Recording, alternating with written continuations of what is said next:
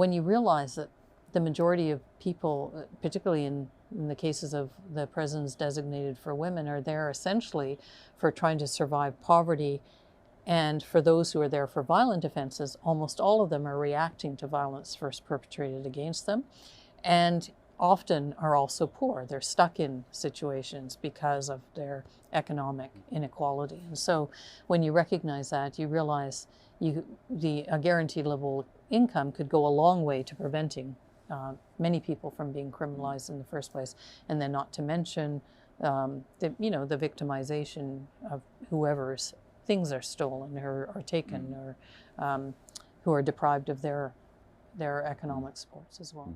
That's a great point. And one thing that always comes up with basic income is cost. But a lot of people probably don't know that the average for keeping a woman in Canada in prison is anywhere from $150,000 to $200,000 a year. And it can be up to almost $500,000 for solitary. And so just based on around $150,000, $200,000 a year, that's to keep one woman in prison, which would almost pay for a basic income for like 10 women. Absolutely. And when you realize that most everybody who works with women in prison, whether it's the correctional investigator who does work, even corrections themselves will say that many of the folks who are inside, men and women, but in particular women, that they could be in the community and not pose a risk to public safety.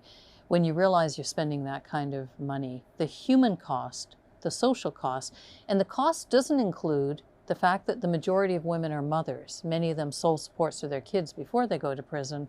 Most of those kids end up in the care of the state.